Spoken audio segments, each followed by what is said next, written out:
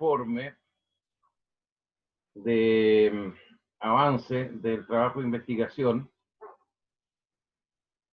me encontré con varias sorpresas. La verdad que de los 6 informes que recibí, uno solo se acercaba a un estándar razonable, los otros eran bastante deficitarios. Si yo hubiera tenido que poner nota como lo pensaba hacer inicialmente, por ese informe, las notas hubieran necesitado entre un 2,5 y un 4,5. Entonces me entró a preocupar el tema.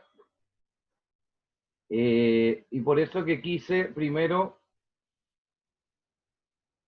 después vamos a ver lo del informe, cuál es cómo lo vamos a solucionar o cómo pienso proyectarlo para que eso funcione mejor.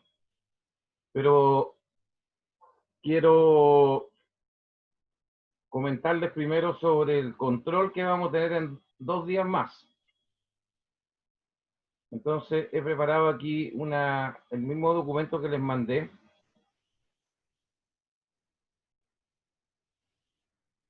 Y quiero que lo veamos, que lo conversemos. Voy a compartir pantalla.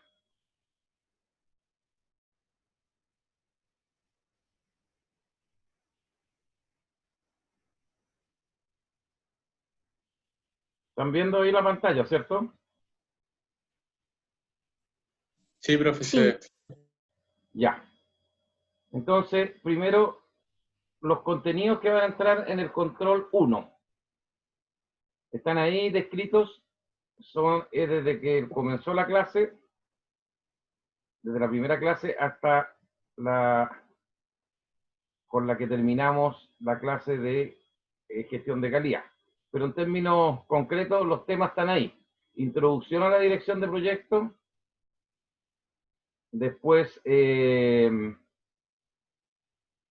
ciclo de vida del proyecto y organización, procesos de dirección del proyecto, gestión de integración del proyecto y gestión de calidad del proyecto. Esos son los 5 grandes temas que entran. ¿Cuál va a ser la estructura de este control?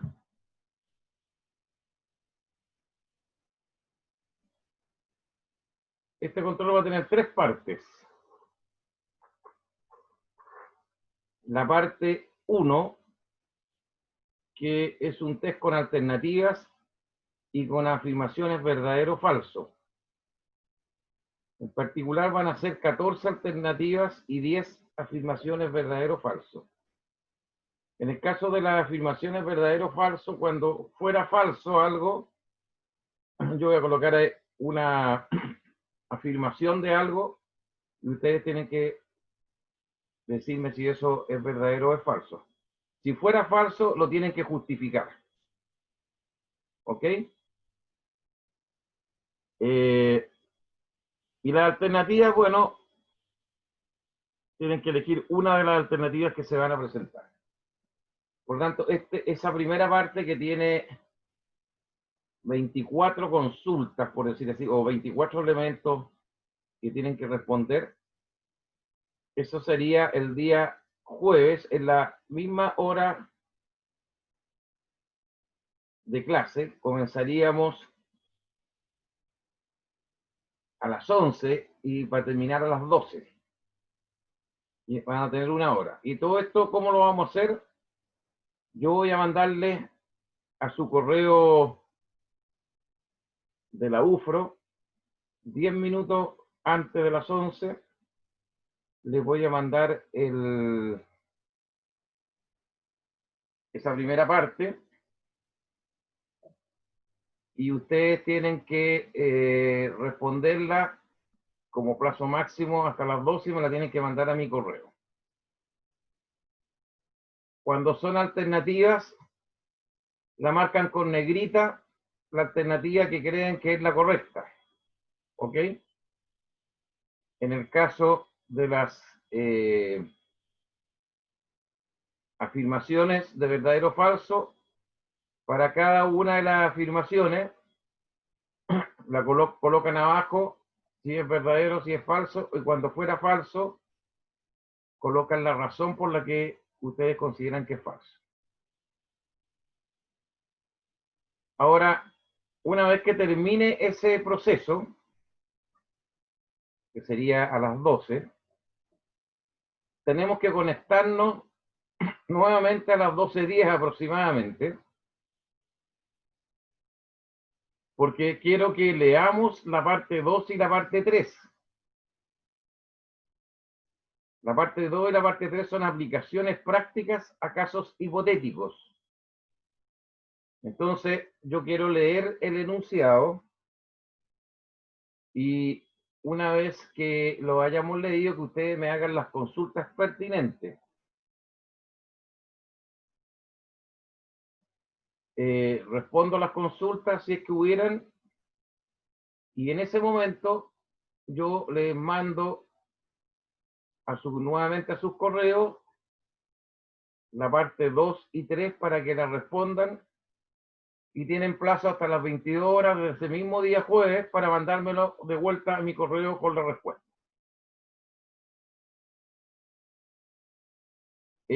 Como les digo, esas dos partes son aplicaciones prácticas, no son consultas de la materia, sino que son aplicación de la materia a un caso hipotético.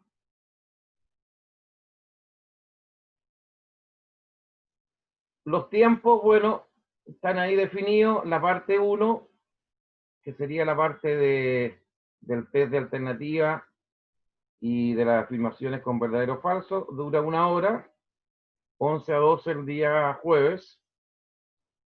Y la parte 2 y 3, desde que terminemos de leer los enunciados, ustedes me hagan las consultas, no sé, pues será tipo 2:30, 20 para la 1, estaré mandándolo yo a su correo y tienen el plazo hasta las 22 horas para responder. Este control 1 tendrá distintas ponderaciones. La parte 1, 30%, la parte 2, 40%, y la parte 3, un 30%. Esas son las ponderaciones con las que se van a evaluar finalmente. Y ahí finalmente sale la forma en que se tomará, que ya lo expliqué, y el cálculo que al final es considerar las ponderaciones y sacar la nota final. Pregunta respecto a este tema del control.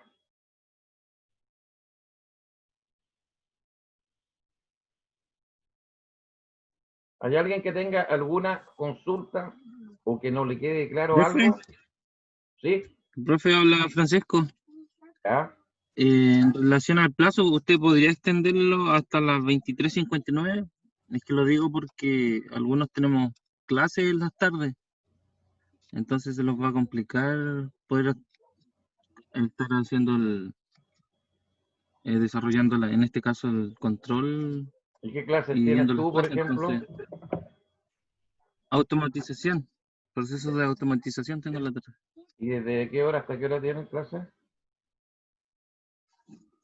De las 2:30 hasta las 5. Pues te van a quedar 5 horas. Y te van a quedar además entre las 20 para la 1 y las 2:30. Bueno, ahí se supone que tienes que almorzar. Bueno, pero vas a tener como 6 Claro, horas al final. Yo creo que es suficiente. bueno, yo solamente lo menciono porque no sé cómo están el resto de mis compañeros igual.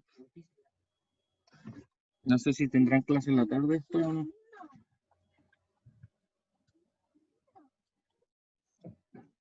¿Qué otra consulta? Profe, yo tenía una consulta, habla Sebastián Venegas. ¿Quién habla? Sebastián Venegas. Ya. El control entra hasta la clase que vimos el jueves pasado. Exacto. A Ok. ver, no, pues el jueves pasado empezamos a ver gestión del tiempo. Eso Sí. no entra, 23. Ah, ok. ¿ya? Eh, Incluso tampoco va a entrar en la del martes, que era gestión del alcance. Entra hasta la anterior semana, a donde terminamos lo que era calidad de proyecto. ¿Ok? Ok, profe. ¿Qué otra cosa?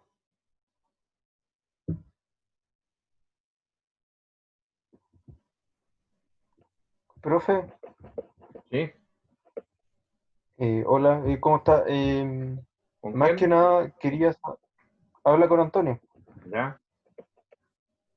Más que nada quería saber, en relación a la parte uno, cómo, bueno, es hipotético nomás porque no lo sabemos y tampoco lo hemos leído, pero si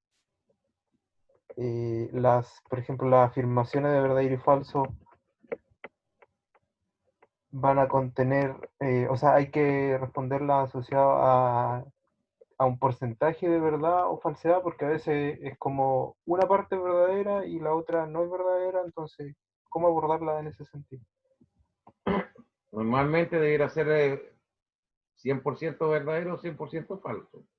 Si Ah, ok. por alguna razón, porque de repente pueden haber algunos matices, en tu respuesta especifica lo que tú piensas, ¿ya? Pero Claro, ya entiendo, no profe. debería ocurrir, ¿ok? Bueno,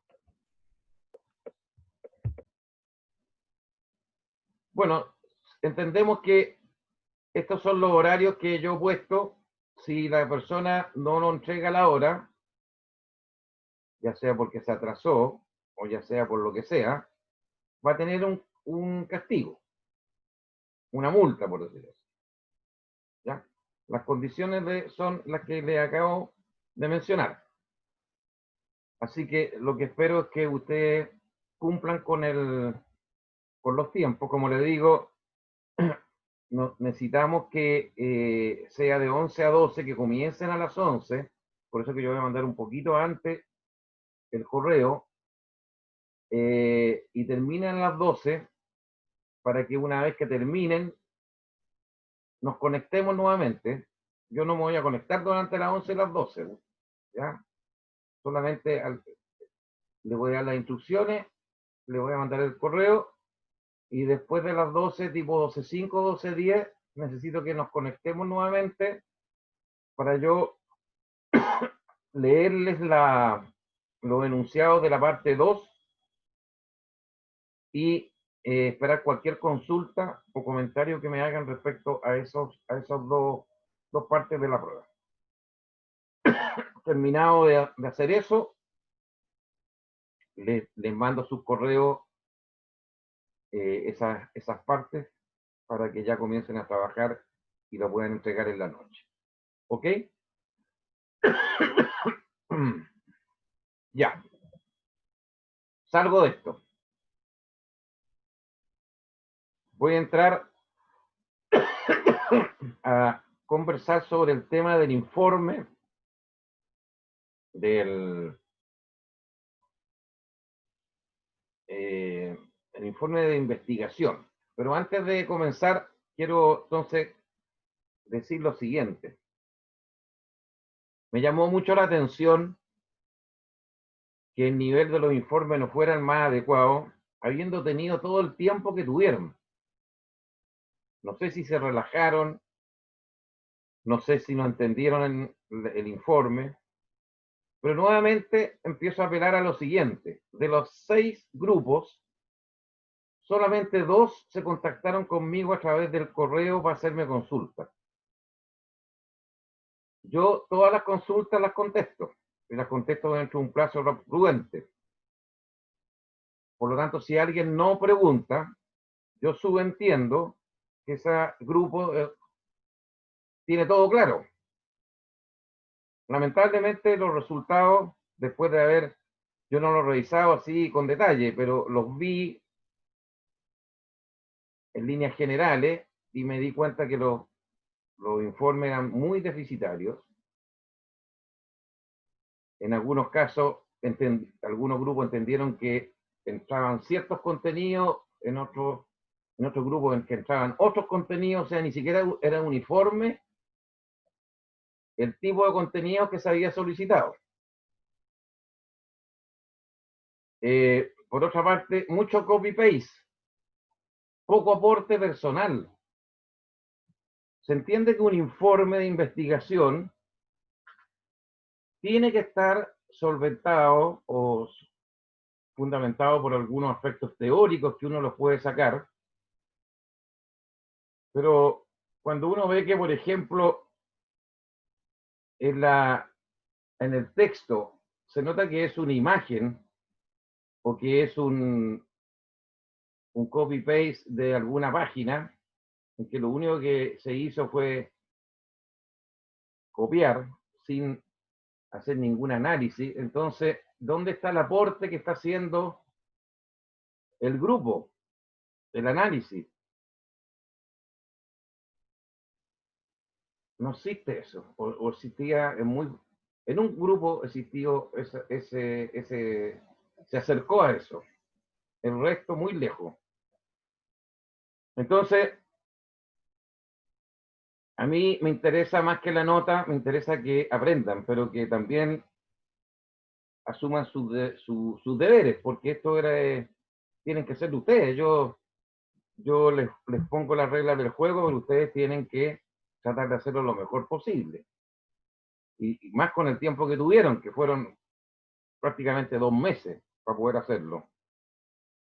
Entonces quiero que asuman también que ahí hay un problema de ustedes. ¿Ya? Yo no los voy a... Yo inicialmente iba a colocar una nota 1, que era la nota del informe parcial, y a poner una nota 2, que era con el informe final, y además le iba a agregar la presentación que tienen que hacer ustedes al final con las diapositivas en PowerPoint. La primera nota la voy a eliminar, porque si no, serían bastante malas las notas. Pero les voy a dar ahora algunos tips que quiero que lo incorporen para que en el desarrollo del informe final la cosa mejore sustancialmente. Entonces vamos a ver esos tips para... Espérenme un poquito.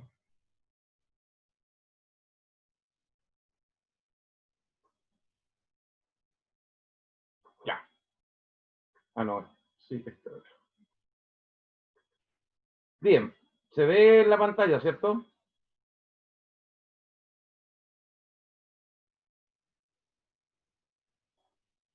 No, profe. Ah, de verdad que tengo que salirme. Tengo que salirme primero. Y después entrar. Ya. Ahora voy a compartir de nuevo.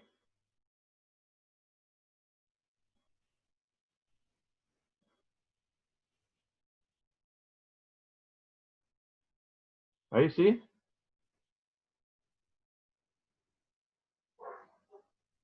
¿Se ve o no? Sí, ahora sí. Ya. A ver, déjenme, voy a ponerla un poquito más grande incluso. Déjenme colocarlo aquí en 125. Ya. Lo primero, el alcance general. El título de la canción decía investigar, en algunos casos, solamente sobre software para tal cosa. En otro caso hablaba investigación de metodologías y software. En otro caso hablaba de herramientas y software. O sea, no es solamente software. También pueden ser metodologías. Metodología de un cálculo de gestión de costos para un proyecto. metodología de una estructura de almacenamiento para los documentos de un proyecto, una herramienta para poder manejar el camino crítico en la gestión del plazo. Lo primero hay que leer bien qué es lo que nos están preguntando. Toda la gente se basó en software, es más que eso. Sigamos. En los fundamentos de la investigación, se subentiende que cada uno de esos temas corresponde a alguno de las áreas de conocimiento del PMBOK.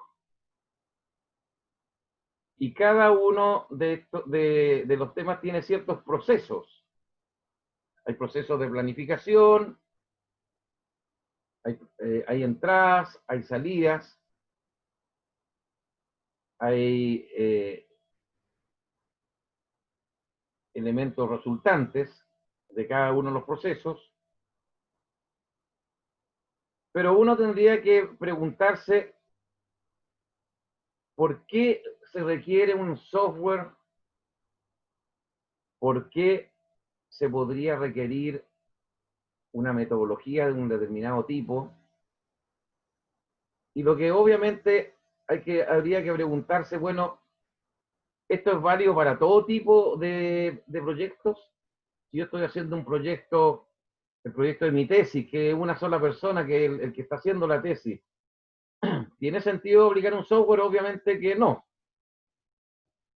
Si tengo un proyecto en que están trabajando en una municipalidad 15 personas simultáneamente en distintas funciones en el proyecto, tiene sentido que haya una intranet y en esa intranet tenga una estructura de carpeta donde yo vaya vaciando y compartiendo la información en los distintos frentes o en las distintas áreas del proyecto. Sí tiene sentido. En un proyecto en que estamos trabajando 200 personas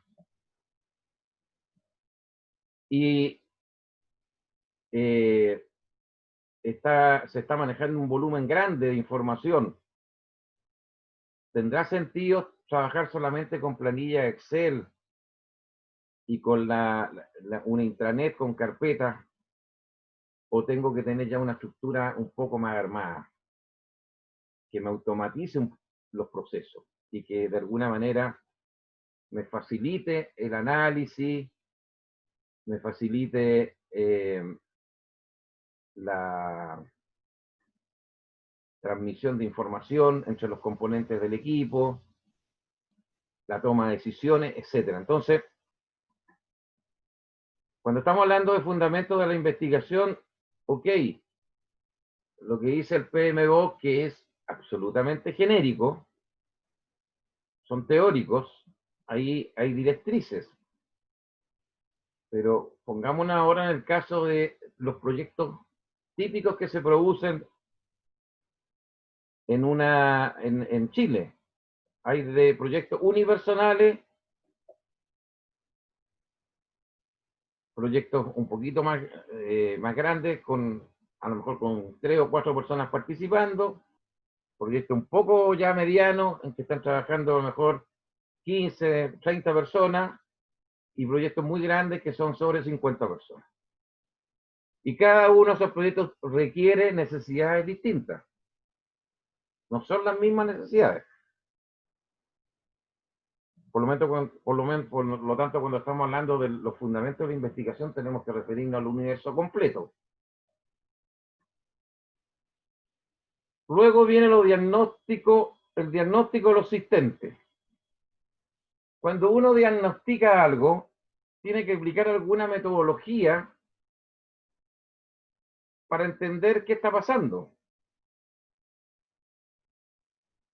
Ustedes seguramente conocen el sistema FODA, ¿cierto? De fortaleza, oportunidades, debilidades y amenazas, que puede ser aplicable a cualquier proyecto, es transversal. Y uno ahí tendría que, para ese tipo de, si aplicara ese análisis de diagnóstico, poder decir, oye, bueno, ¿por qué una empresa tendría que tener un software y qué fortalezas tiene con respecto a uno que no lo tiene.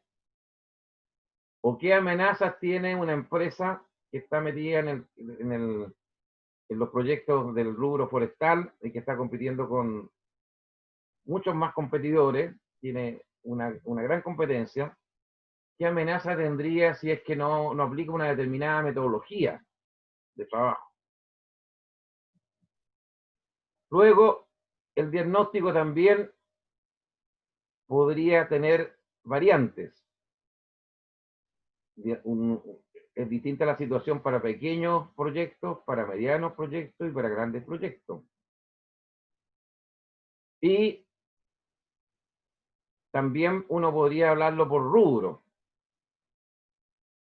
Hay características en proyectos del sector público que son distintas a las del sector privado. Entonces, yo no pretendo que ustedes me digan todas las variedades que haya, pero que hagan algún análisis de ese tipo.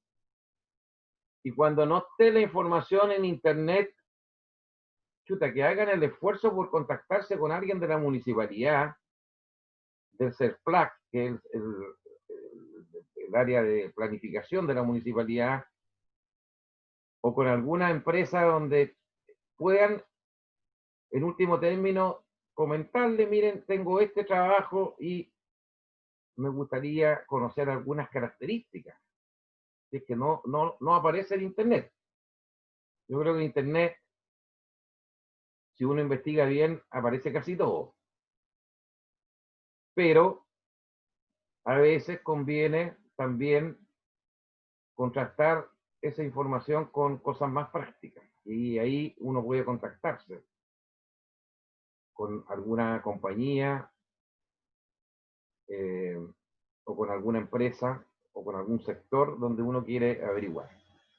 Ahora, cuando uno habla de los tipos de software existentes en el mercado, no basta con mencionarlos, sino hace un análisis de las características principales que tiene que tener ese software y sus diseños y atributos. Por ejemplo, el software me permite sacar reportes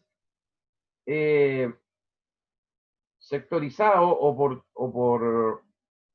por tipo, por el tipo de información que yo necesito para una determinada acción. El software me permite hacer un análisis estadístico de lo que puede ocurrir con una cierta información.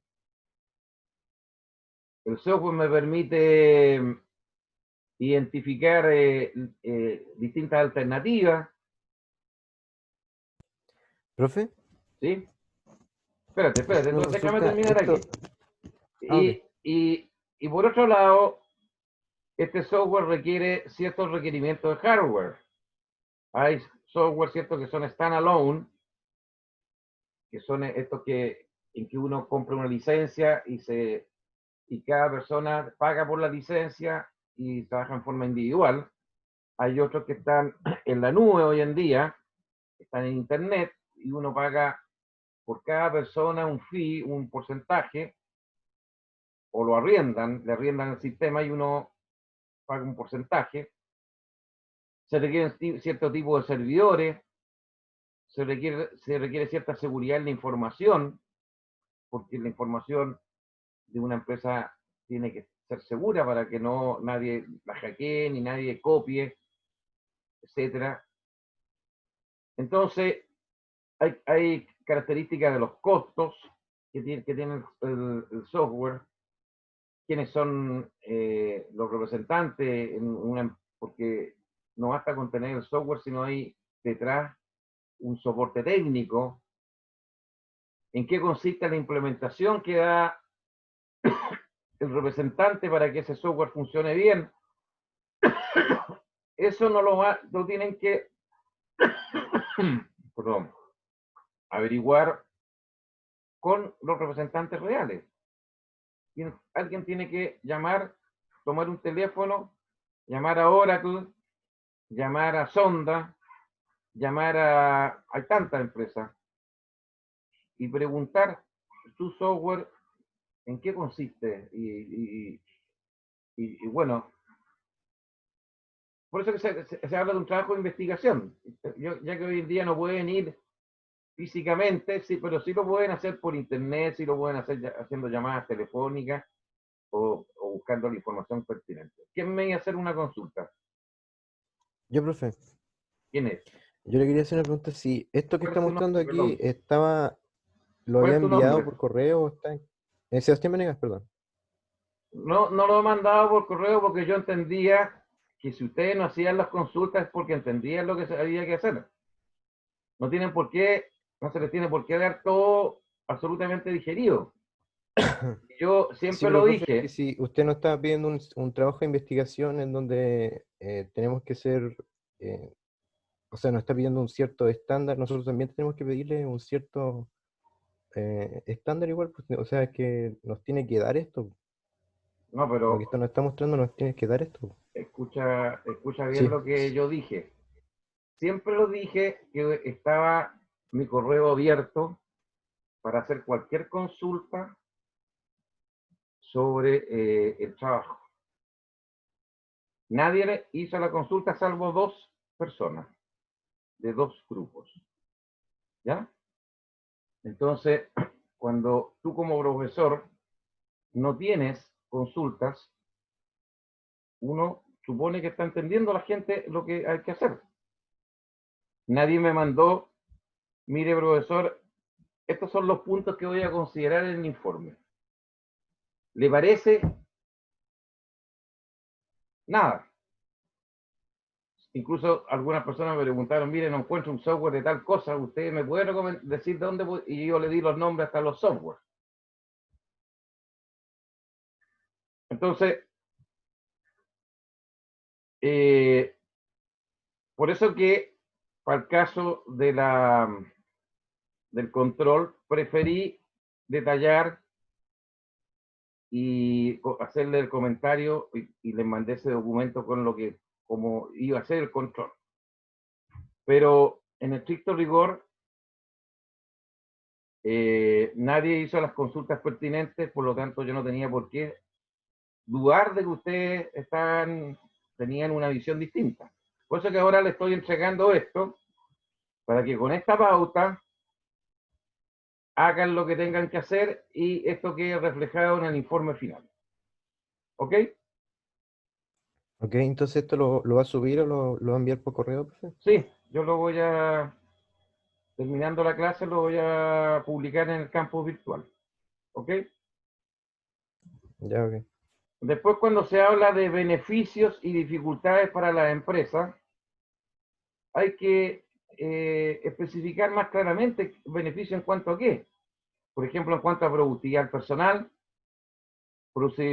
beneficio en cuanto a reducción de costos, beneficio en cuanto a seguridad en los plazos que se puedan cumplir, beneficio en acceso a la información, en la distribución de la información o en el manejo de datos masivos, beneficio en términos de éxito del proyecto, no sé, que se haga un cierto análisis, ¿me entienden? Esto no es un trabajo de investigación, y eso tienen que tenerlo claro cuando ustedes hagan su tesis, es acudir obviamente a las fuentes de información que respaldan el contenido teórico, pero uno tiene que masticar eso, analizarlo, y tiene que haber un valor agregado, de tal manera que quede reflejado en el informe final el aporte que hizo el alumno, en este caso es un grupo. Luego, aplicaciones exitosas en Chile, y aquí también me aproveché de hablar de lo que venía en la segunda parte del informe. ¿Eh? Aplicaciones exitosas en Chile u otros lugares. Ejemplos concretos de uso de software o herramientas en al menos una empresa chilena y al menos en una empresa extranjera. Sus resultados y beneficios, sus dificultades de implementación o alguna otra información que fuera necesario levantar. Y las conclusiones finales, un extracto de qué es lo que les significa para usted en términos de formación, qué es lo que aprendieron, cuáles son los elementos que le están ayudando en su formación, cuáles son los desafíos actuales y futuros en el tema que estuvieron investigando, cuáles son las limitaciones y restricciones que tienen esas áreas de trabajo.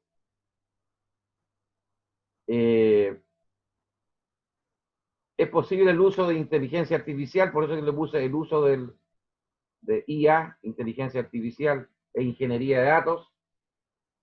Hoy en día se habla de minería de datos o Big Data. ¿Es posible o no es posible?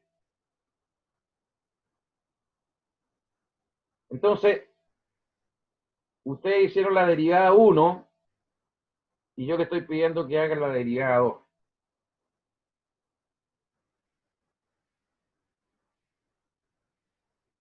¿Preguntas? Profe, ¿Con quién? para que nos haga retroalimentación, un integrante te lo puede escribir por correo Por supuesto. de nuestro avance.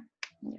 No, cualquier integrante puede, como lo hicieron algunas personas, me mandan un correo al de la UFRO y yo a veces lo respondo inmediatamente, depende en qué esté, digamos, o con qué ocupaciones esté. O se lo respondo a más tardar al día siguiente. Eso es lo que trato de hacer. Pero dentro de un plazo prudente. ¿Ok?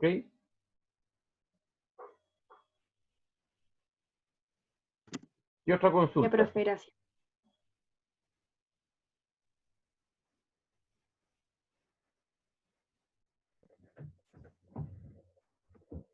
Yo, profe, Dime. más que nada quería saber su opinión en relación a la estructura En del relación. informe. Esos contenidos O sea, que me están refiero- ahí, la tablita que acabamos de ver, en el lado derecho sale el alcance. Tú tienes que elegir de ahí lo que encuentres que sea pertinente o lo que lograste investigar en tu situación particular. El informe va a ser más o menos completo dependiendo de si estaba la información o si eventualmente lograste llegar a las fuentes pertinentes y si hiciste el análisis pertinente. O sea, yo no solamente coloco ahí el alcance. Ustedes tienen que, tomando esa pauta, aplicarla a su caso particular. Sí, profe, pero hablo más que nada de la estructura del informe en relación a si es necesario, por ejemplo, incluir un resumen ejecutivo o más que nada eso. Mira, lo dejo absolutamente abierto, pero es mejor lo que tú dices, es mejor tener un resumen ejecutivo de una página, la primera página quizás, resumen ejecutivo del trabajo, con la descripción de lo más importante y las conclusiones probablemente, las más importantes, y luego una estructura típica, capítulo 1, capítulo 2, capítulo 3 y con subpunto cada uno, si es necesario incluir algún anexo que se incluya, si es necesario colocar numeritos y abajo en el pie de página las referencias bibliográficas también. Hay que hacerlo porque eso se lo van a exigir después cuando hagan su tesis.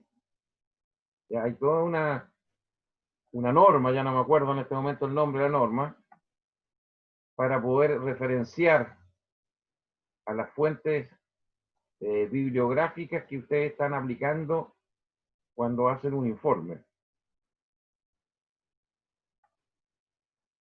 Eso. Pero, ¿qué tamaño de letra? ¿Con qué bullet? ¿Con qué formato? Eso es libre. ¿Ok? Bueno, profe, está bien. ¿Qué otra consulta?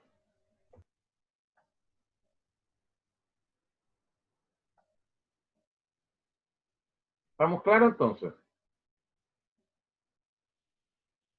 Bueno, cualquier otra pregunta particular, se comunican conmigo a través del correo. Yo le puedo ir dando los elementos de apoyo para que ustedes vayan sorteando las vallas. Yo entiendo que a veces cuando uno no ha trabajado, todavía es estudiante, no tiene la visión completa del problema, o no tiene a veces cómo llegar a encontrar una cierta información, pero bueno, ahí tienen que acudir a su profesor para que les dé las señales. Yo no tengo problema. A mí lo que me interesa es que ustedes aprendan y que sean rigurosos en la manera de hacer las cosas, porque esto que les estoy pidiendo no es nada más que un entrenamiento para que después les vaya bien en su tesis, para que después les vaya bien en su pega futura. Si uno es riguroso desde la época de estudiante, genera una manera de hacer las cosas y después le puede dar buenos dividendos. Entonces tómenlo como una fase de entrenamiento. ¿Ok? Ya, salgo entonces. Profe, Sí, ¿con la quién? última, por acá, Benjamín. Lo que pasa es que, por ejemplo, cuando estaba buscando información relevante a las pequeñas pymes que tienen que ver con la gestión documental en Chile, ¿Ya? muy poca la información es muy general, pero sí encontré harto en inglés. Entonces, no sé si eso también puedo hacer un panorama internacional, quizás con más información que el nacional. Sí. Si manejas o te puedes manejar con el inglés, siempre ahí vas a encontrar la información que no está en español. ¿Ah? Lo que tú me dices, lo he visto en muchos otros temas. Acuérdate que la relación de página en español a página en inglés 1 es a 10. Esa es más o menos la relación. Hoy en día está la ventaja de que puedes usar traductores, aunque los traductores a veces son bastante malos.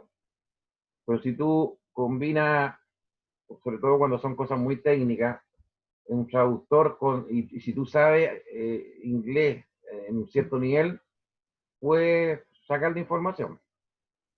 Sí, es válido, absolutamente.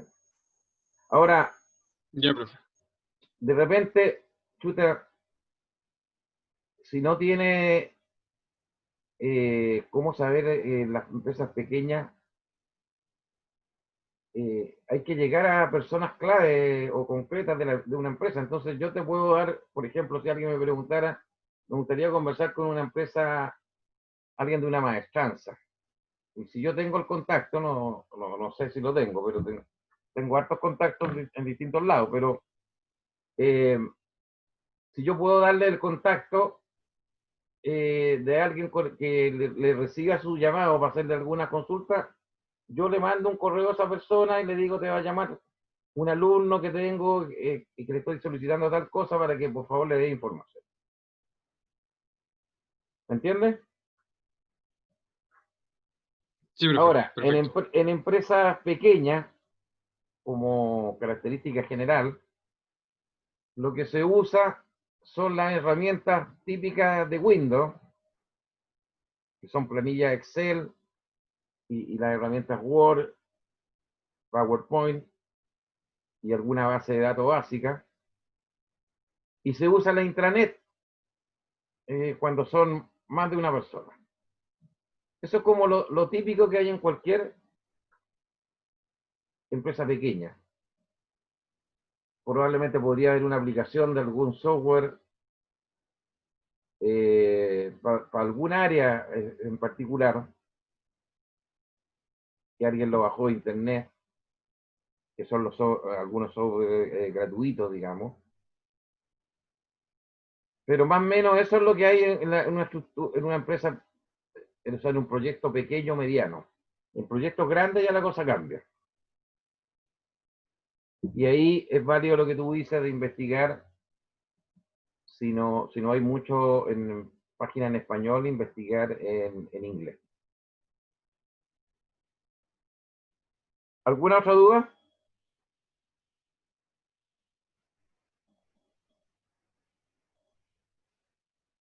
Si alguien quiere que le dé una retroalimentación de su informe particular, se lo puedo dar. No tengo ningún problema. Tomo el informe y le voy colocando en cada una de las secciones los comentarios que yo encuentro que hay. Lo que está bien, lo que está mal, lo que falta, etc. Oye, cuando ustedes hagan un copy-paste, cuando saquen una información, al menos traten de hacer un cambio en ciertas cosas, que se note. Por ejemplo, ustedes saben que los españoles dicen, en vez de costos, dicen costes. Bueno, en varios de los informes yo vi, no solamente ese, sino que otras cosas que uno sabe inmediatamente que es un copy-paste. ¿Aló? ¿Me escuchan o no? Algo Sí, profe. pasó. Pero están... lo que pasa es que ya, se borró la imagen. Entonces, tiene que ser un poquito más elaborado lo que entreguen. Si no es tampoco, yo no le estoy pidiendo aquí una novela o una estructura literaria, sino que algo en que haya un valor agregado, que el alumno se note que está aportando algo, no solamente que está copiando algo, está aportando algo. Esa es la gracia. Bien, vamos a seguir con la materia. Yo voy a salir de nuevamente compartir. No, aquí está, vamos a hacer un compartir con la presentación. Estábamos con la gestión del tiempo. Entonces, ¿se ve ahí o no?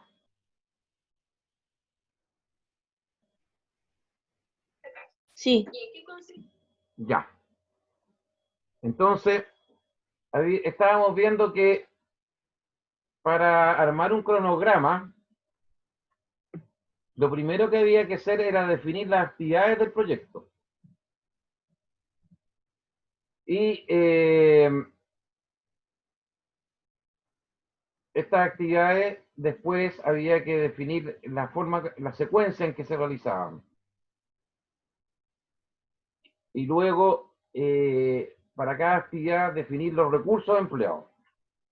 Entonces ahora vamos a ver las herramientas y técnicas que se usan para definir las actividades.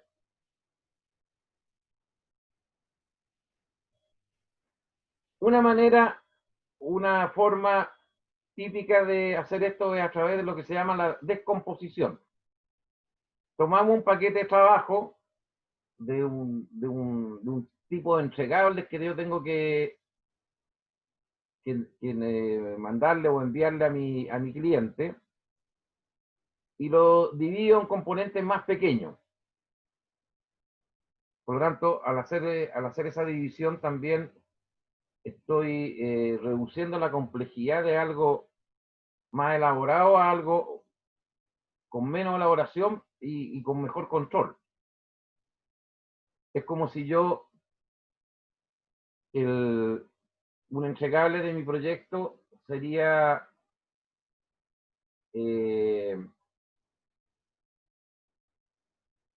un auto con ciertas características. El auto tiene un montón de componentes, ¿cierto? Tiene ejes, tiene bujes, tiene elementos de transmisión, tiene amortiguadores, tiene el chasis, tiene el motor, tiene cajas de engranaje, tiene sistemas de lubricación, tiene sistemas de iluminación, y así sucesivamente. O sea, si dividiéramos los componentes de un auto, son muchos. Si yo le entrego el auto completo, como si yo quisiera evaluar los tiempos de fabricación, no lo podría hacer. Tengo que hacerlo, tengo que dividirlo en partes más pequeñas.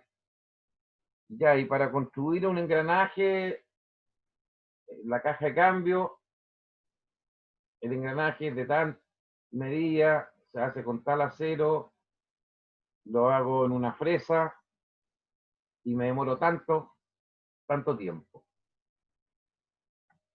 Después el ensamble que tengo que hacer una vez que ya tengo las distintas partes, tengo que ensamblar el montaje, después la prueba. Bueno, con eso voy definiendo.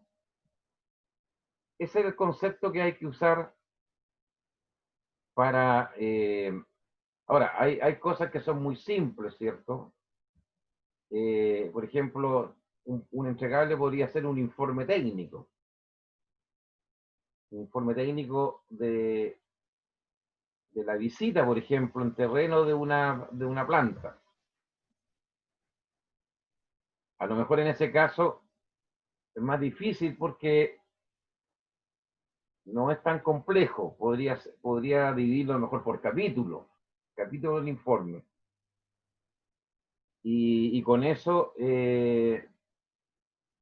tomar los tiempos que me tomaría redactarlo. Bueno, entonces, desagregación y descomposición. Lo otro que se toma muy en cuenta es la lista de actividades, es la EDT, que es la estructura de glose del trabajo, o el WS, que es la estructura de quiebre, y el diccionario de la EDT, ¿ya? Que son, en el fondo, es la lista de los entregables, ¿ya? Y quienes hacen normalmente este análisis, esta descomposición, son los integrantes del equipo a cargo o que son responsables de la ejecución de ese entregable. En el caso del auto sería el jefe de la fábrica, el jefe de manufactura. En el caso de un proyecto de ingeniería sería el jefe de ingeniería.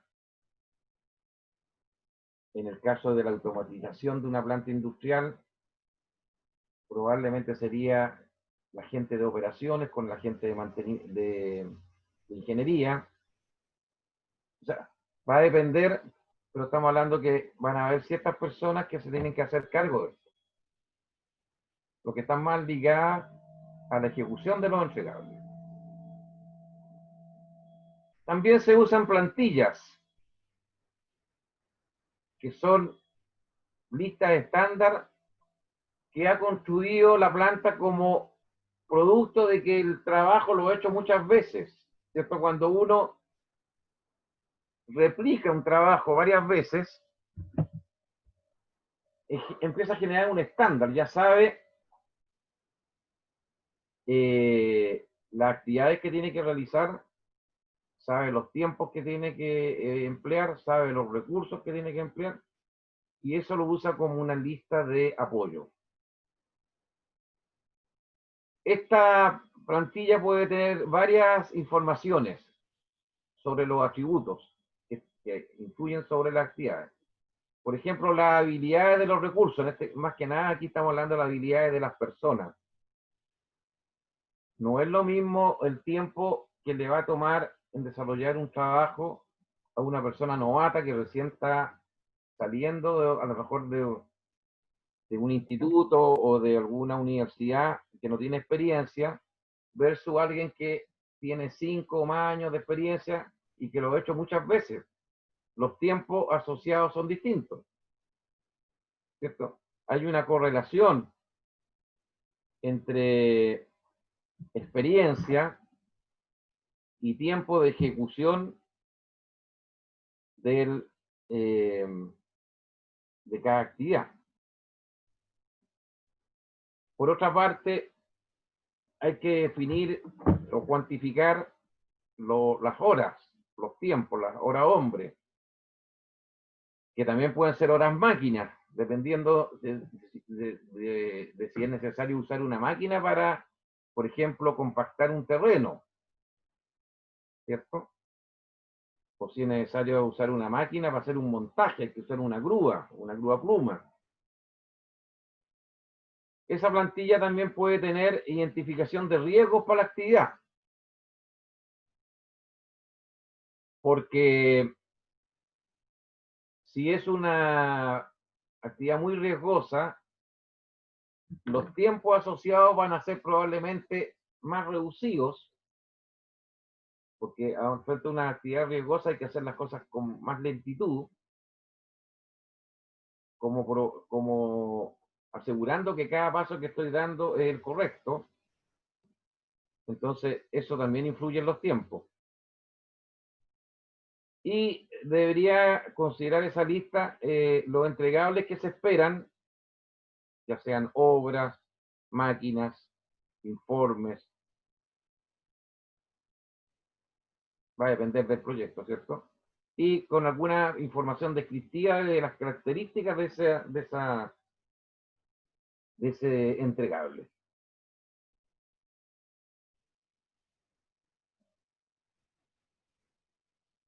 También en la definición de actividades se usan los conceptos que se llaman de planificación gradual, en que el corto plazo se planifica en detalle, mientras que el largo plazo se planifica para ciertos componentes de esta estructura de glosa del trabajo a un nivel relativamente alto. Cuando estamos hablando de un nivel relativamente alto, significa que tengo que a veces desagregarlo aún más para poder conocer con más detalle. Siempre se habla en las solicitudes que piden los clientes, que los cronogramas se habla de niveles, desde el nivel 1 al nivel 4. El nivel 1 es un nivel muy macro. Nivel 4 es un nivel muy de detalle. Va a depender de lo que el cliente espera del ejecutor para poder con eso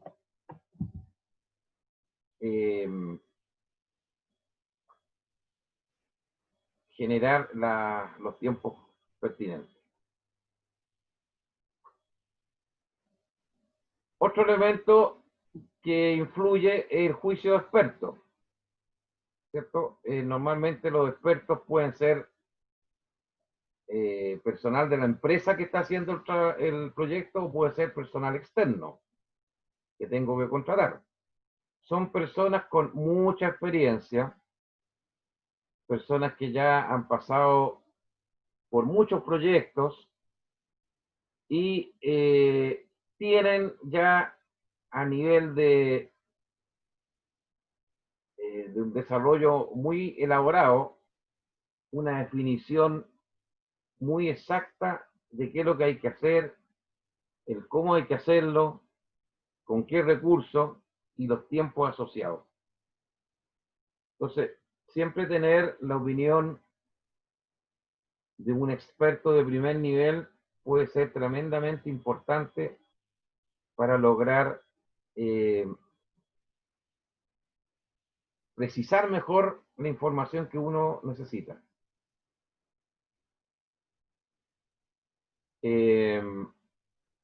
Y el nivel ese de experticia puede ser tremendo, ¿eh? Yo me acuerdo que años atrás, en un proyecto, todas las empresas de distribución de energía eléctrica, CGE, Enel, SAESA, todo esto, que están en distintas partes de Chile, tienen que cada un cierto cantidad de años se suben las tarifas, o sea, se hace un ajuste de tarifa. Y la Superintendencia de Electricidad y Combustible, el SEC que se llama, tiene un modelo con un montón de parámetros multifactorial, con la cual uno calcula las tarifas. Me acuerdo que hace unos 8 o 10 años atrás, en una de las compañías que está haciendo estos cálculos, tenía un grupo de 30 ingenieros en el trabajo, en el análisis de todas estas multivariables, para poder finalmente llegar a determinar el porcentaje que tenían que ajustarse a las tarifas. Y estos señores trajeron a un experto francés, que era como el asesor del proyecto. Bueno, ocurrió y que este señor, cuando llegó, quiso conocer el proyecto, pidió los planos, pidió cierta información técnica, y estuvo una semana haciendo un análisis. Y le entregó al gerente del proyecto un informe en que explicitaba y definía los porcentajes que debían ajustarse las tarifas. Bueno, ese grupo de 30 personas estuvieron 6 meses trabajando para llegar al análisis del ajuste que tenían que hacer. La diferencia después, el gerente de proyecto lo comentó, la diferencia que tenía el experto, que lo había hecho en una semana, versus este grupo de 30 personas que lo había hecho en 6 meses, era exactamente un 3%. Entonces, eso le indica a usted, bueno, ahora ese experto cobra un dineral, ¿eh? O sea, la hora creo que era algo así como $250 la hora de trabajo. Entonces estamos hablando que una persona con esas características te cobra por hora de trabajo unos 200.000 pesos chilenos, lo cual ustedes entenderán que no es barato. Pero son gente que tiene tal nivel de experiencia que son capaces de hacer esas predicciones con esa precisión. Sigamos.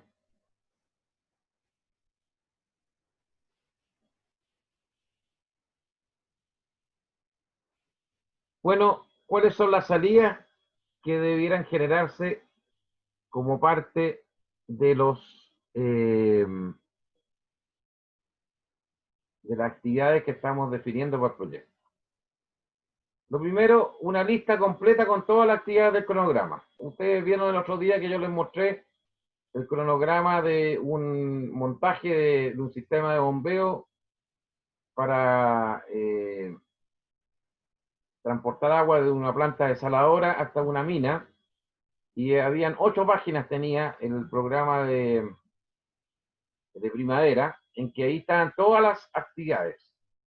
Entonces van a haber actividades de planificación, van a haber actividades de recepción de materiales, de compra de materiales, actividades de elaboración de información técnica,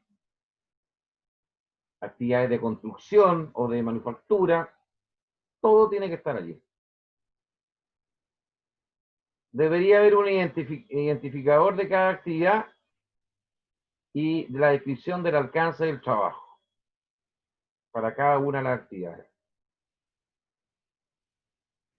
Y todas estas son actividades componentes del cronograma, no son componentes de la lista de entregables, son del cronograma. Son dos cosas distintas.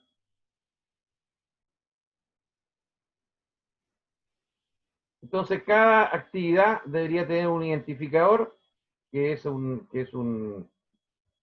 una identificación alfanumérica inteligente, digamos, para poder después agruparlas por tipo de actividad. Tiene que tener un código. Algunas van a ser predecesoras, actividades que van antes, y otras sucesoras que van después. Tiene que haber una relación lógica, algunas van primero, otras después, algunas van paralelas, pero siguiendo una cierta lógica de construcción, una lógica de fabricación. A veces los diagramas de flujo, ¿cierto?, indican esas lógicas.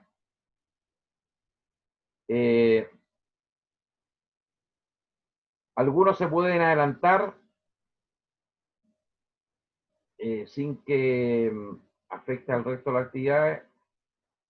Los atrasos pueden darse, pero a lo mejor con ciertas limitaciones. No puede ser atrasos más allá de un determinado hora hombre o horas totales. Hay ciertos requisitos de recursos humanos, recursos de máquinas, recursos de materiales, recursos de información, recursos de energía, etc. Hay fechas que normalmente están impuestas por el contrato del proyecto y por el plan de gestión del proyecto, que obedece a la manera como el cliente quiere, en el momento en que quiere el proyecto, y hay restricciones y obligaciones.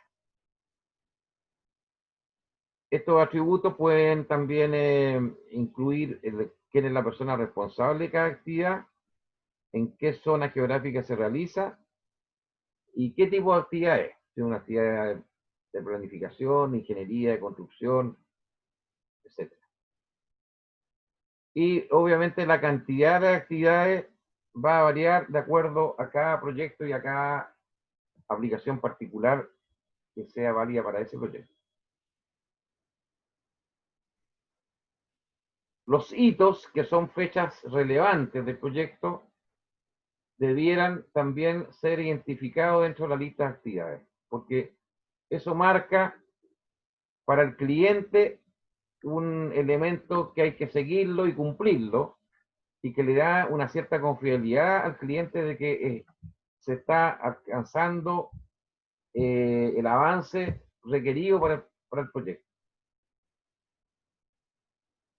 También hay que indicar si ese hito es obligatorio u opcional. Hay ciertas cosas que a veces son importantes, o sea, tienen que hacerse obligatoriamente porque son de relevancia para el cliente, pero hay otras opcionales que uno lo deja para el manejo interno del proyecto. Han aparecido, a propósito de esto que estamos conversando, ciertas metodologías que tienen que ver con lo que se llama Lean Management. ¿Alguien ha escuchado del Lean Management?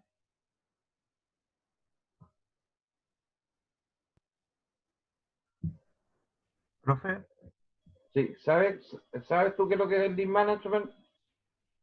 ¿tiene que ver con la manufactura Lean o no? Sí, o manufactura esbelta, que se llama. Manufactura liviana. Claro. Se supone que hay que eliminar todos los desperdicios, o todos los tiempos muertos que hay, etc. Entonces hay una metodología que se llama Last Planner, el último planificador. Entonces, ¿en qué consiste esto? En que toda la semana el equipo del proyecto se reúne y van verificando cuál de las actividades se han cumplido y cuáles no se han cumplido, las que estaban planificadas en el cronograma. Y mediante una cierta metodología, ellos replantean o analizan las causas de los problemas, por qué se han atrasado ciertas cosas o por qué no se han cumplido como debería ser, y hacen una segunda derivada del cronograma que estaba en ese momento, y en el fondo lo van ajustando de acuerdo a la marcha y a las dificultades que se van generando en el proyecto. Last Planner se llama, en Chile se está usando en un porcentaje cada vez mayor. ¿Me voy a hacer una consulta? ¿O está claro? No, profe, era más que nada saber si tenía relación Ah, ya. con el Lean Manufacturing. Sí, tiene que ver con eso, que lo que pasa es que el Lean hoy en día no solamente se aplica en manufactura, porque tú sabes que el Lean apareció del desarrollo de la Toyota, manufactura ya de bienes, pero hoy en día esas herramientas se han extrapolado y se aplican también en servicios, por ejemplo, en proyectos de ingeniería o, por ejemplo, los proyectos que podía hacer una empresa de telecomunicaciones como Entel, etcétera. Bueno, también dentro de las salidas deberían estar los cambios solicitados. Todo proyecto está sujeto a cambio. ¿Eh? Hay cambios por distintas razones.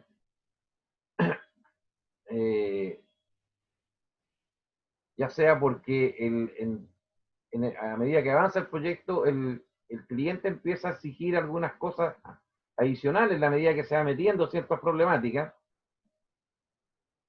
Ya sea porque había que comprar un equipo y el fabricante del equipo dijo que no lo podía fabricar de una manera, sino que de otra, por lo tanto, a lo mejor me cambió las dimensiones del equipo y eso me está influyendo en el layout del montaje y tengo que hacer cambios en los planos y cambios en algunas especificaciones técnicas. O ya sea porque en la medida que va avanzando el proyecto uno va calculando los costos y si me estoy excediendo en los costos, quiero hacer algunas reducciones y hago ciertas simplificaciones y eso me afecta el proyecto. Bueno, por eso que tienen que estar ahí los cambios solicitados. Otra cosa es obviamente saber quién va a pagar esos cambios. Si lo va a pagar el que está ejecutando el proyecto o lo va a pagar el cliente. Y para eso tiene que uno tener un procedimiento que se tiene que justificar con cifras económicas y con fundamentos técnicos si es que uno quiere que el cliente sea el que pague. Ahí, bueno, ahí nace toda otra serie de problemáticas que le llaman los claims o los reclamos y quejas. Y hay incluso empresas que así como ustedes saben que existe, no sé si han escuchado hablar de una institución que se llama Felices y Forrados. ¿Lo han escuchado hablar? Sí, profe. Sí, Ya, profe. que es ayuda a la gente con el tema de la AFP, ¿cierto? Bueno, en ingeniería y construcción hay varias empresas que su función es resolver controversias entre un ejecutor y un dueño o mandante del proyecto. Y ganan mucha plata, es un grupo, una mezcla, un equipo entre ingenieros y abogados. Los abogados se preocupan de ver el contrato y las fallas que tiene la redacción del contrato, y los ingenieros ven toda la parte técnica y cómo se desarrolló el proyecto. Y tienen que, de alguna manera, es como un abogado defensor, ¿cierto? Y cobran un porcentaje. Bueno, es un negocio que se produce por estos problemas, que los cambios a veces son justificados o no son justificados. Sigamos. También hay lo que se llama el hidden work, que es un término para describir entregables y actividades que no están definidas en el listado de estructura de quiebre o en la lista de actividades, pero que son necesarios para completar el proyecto. Ejemplos son todo lo que es el gerenciamiento del proyecto. Es una actividad indirecta, ¿cierto? Lo que podría significar eliminar lo que está obsoleto. y que es un tiempo que a lo mejor no es válido desde un punto de vista del avance. Lo mismo que transferir lo nuevo, lo que yo puedo ocupar en las revisiones, o en las inspecciones, en las aprobaciones, los reprocesos, en cualquier trabajo, en pruebas, en confección de manufactura, en confección de un informe, etc. Todo lo que sea reproceso. Y aquí también están los tiempos muertos. No está considerado acá, pero debería ser un tiempo también oculto. Están también los tiempos que se pierden por no calidad, que se llama. Todas las fallas producen tiempos perdidos. Y eso también. Entonces, las empresas que ya tienen una cierta habilidad en manejar proyectos, dejan un porcentaje para estos tiempos. Un porcentaje que tampoco puede ser muy grande, porque si no se le dan para arriba los costos. ¿Cierto? Al final se traduce en un mayor costo. Bien, sigamos. Vamos a terminar un ratito más. Déjenme. Ya. El establecimiento de la secuencia de las actividades es un segundo paso que viene después de que yo he planificado las actividades. ¿Cuáles son los objetivos? Identificar y documentar las relaciones lógicas entre las actividades del cronograma. Entonces, comienzo con una actividad y la salida de esa actividad me alimenta a otra actividad que sigue a continuación. O me alimenta a varias actividades que se van a realizar a continuación.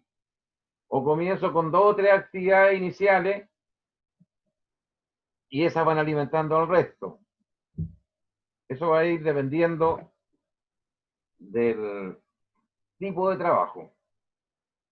Las actividades deben estar ordenadas lógicamente con relaciones de precedencia adecuadas, así como también adelantos y atrasos para poder desarrollar posteriormente un cronograma realista y factible. O sea, tiene que haber quiénes van paralelas, cuáles son paralelas, cuáles son predecesoras y cuáles son sucesoras. Pueden realizarse usando un software como el Microsoft Project o el Primavera, o planillas en Excel. Hasta uno podría usar un Word. O sea, también admite también un manejo manual.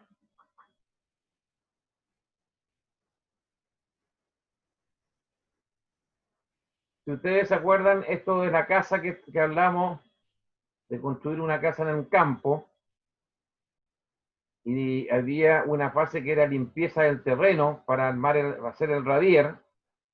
Bueno, aquí se podrían mencionar las actividades de la limpieza del terreno. Primero hay que arrendar un equipo de limpieza para ir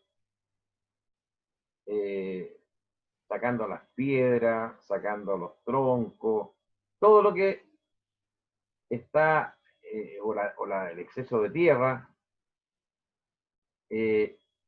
comprar ciertos materiales, contratar un capataz con una cuadrilla de personas que están apoyando, porque hay algunas actividades que se hacen con máquinas y otras manuales, alquilar un volquete o un camión tolva de una cierta capacidad. Después se llevan estos equipos y materiales a terreno. Una vez que han realizado sus actividades, se acumula maleza u otros materiales, y lo mismo que los desperdicios, y luego se hace un retiro a otras zonas, digamos, de la maleza y los desperdicios. Entonces, yo podría aquí después colocar cuánta gente necesito para hacer este arriendo, cuánta gente, qué tipo de materiales tengo que comprar y cuánto me cuestan. El acumular la zona de maleza en la parte de acceso, cuánto me va a significar trabajar con una cuadrilla con 6 personas y un capataz, por a lo mejor por 5 días, y eso tiene un cierto valor, un cierto costo. Y así sucesivamente voy entonces compilando, por un lado, la secuencia de las actividades, pero como adosado a ello, los recursos requeridos y los tiempos requeridos. Entonces, para establecer la secuencia hay ciertas entradas, vamos a ver la entrada y vamos a quedar hasta ahí hoy día. Primero, el enunciado del alcance del proyecto, descripción del alcance del producto, que son los entregables, y las características que pueden afectar la secuencia.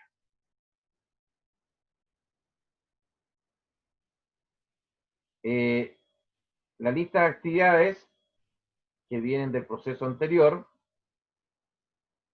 los atributos de las actividades que vienen del proceso anterior, y lo mismo la lista de hitos.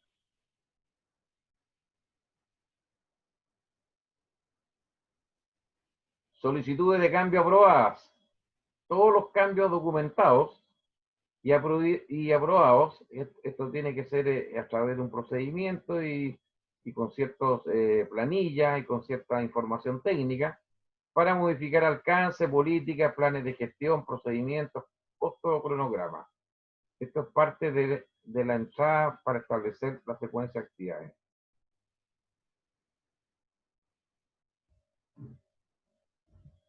¿Cuáles son las herramientas y técnicas que se usan? Hay un método de diagramación por precedencia que se usan casillas o rectángulos denominados nodos para representar actividades que se conectan con flechas mostrando dependencias.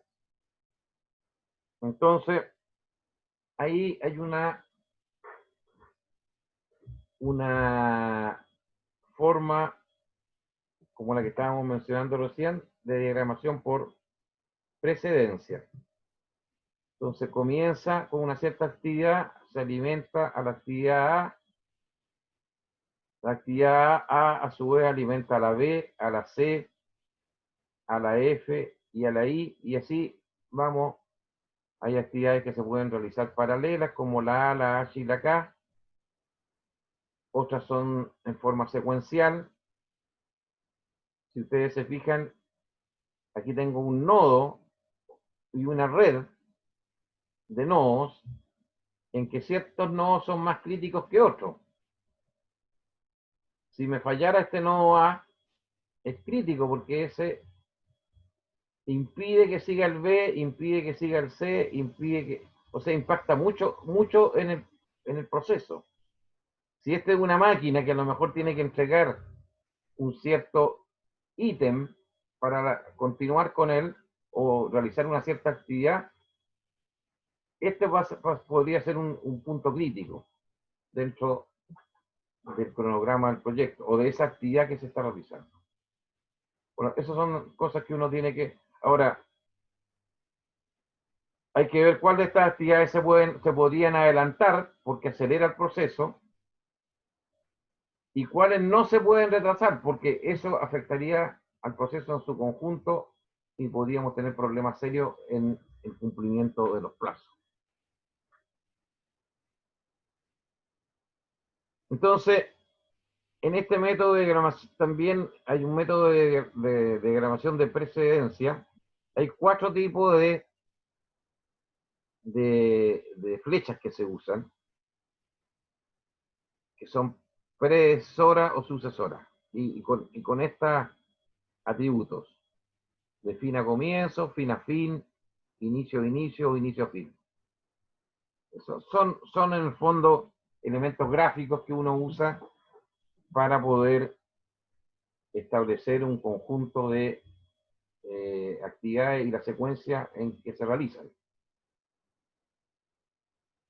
Entonces, el método de diagramación con flecha utiliza flechas para representar las actividades que se conectan en nodos para mostrar sus dependencias.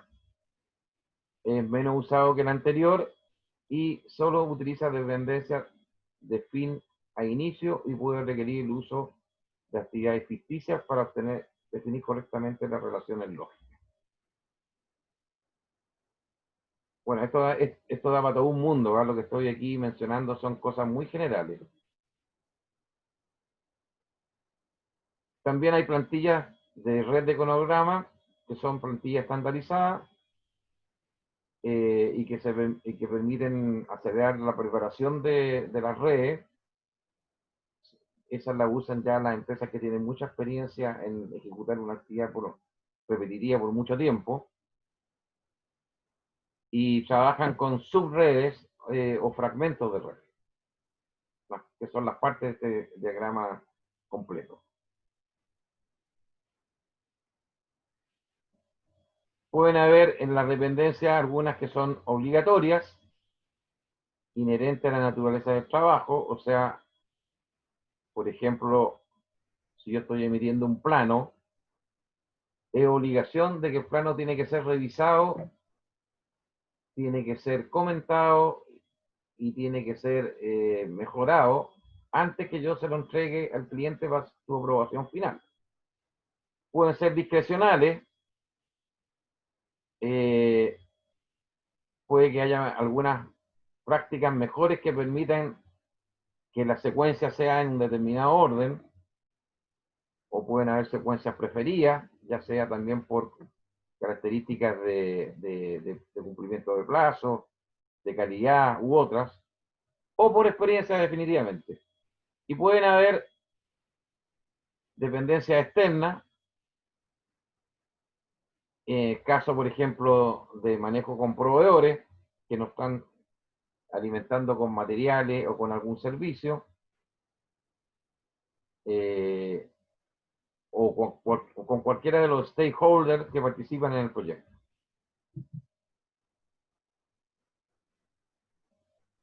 El caso de adelantos permiten aceleración de la actividad sucesora, y eso tengo que ver hasta qué punto ese adelanto no me genera posibles cuellos de botella más adelante.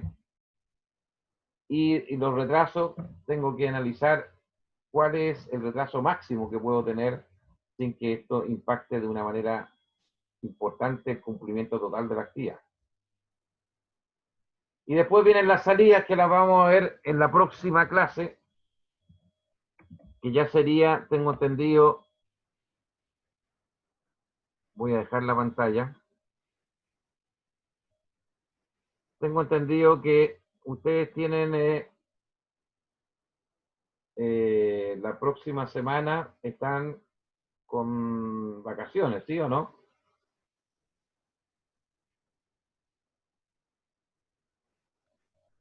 Con receso, profe, sí. Es un receso, ¿cierto? Es una semana. Ya, pues entonces ya tendríamos que retomar como el 15, parece que es la vuelta de ese receso. El 16 por ahí, a ver. Sí, tendríamos la clase el 18 de agosto. Yo ahí le voy a entregar también el listado de las actividades que vienen, porque nos falta todavía que cumplir con 2 ejercicios más y un control, el control 2. El control 2, 2 ejercicios más y el informe final. Y tengo la impresión que las actividades debieran terminar como el 15 de octubre. ¿Ya? Entonces tenemos que definir un programa con las fechas para que ustedes lo tengan claro. ¿Ok? Ya pues, Ok. entonces estamos viéndonos el jueves a las 11 en punto, por favor. ¿Ya? O sea, ustedes conéctense un poquito antes porque yo les voy a mandar la primera parte de la prueba y después se conectan como a las 12:05, 12:10 para que leamos la parte 2 y 3 y con eso contesten lo último, ¿ya? Bien, pues Bueno, nos estamos profe. viendo, ¿eh? Que estén bien. Chao, Chao, profe, que esté profe. bien. Chao, profe. Chao. Esté bien. Nos vemos, profe.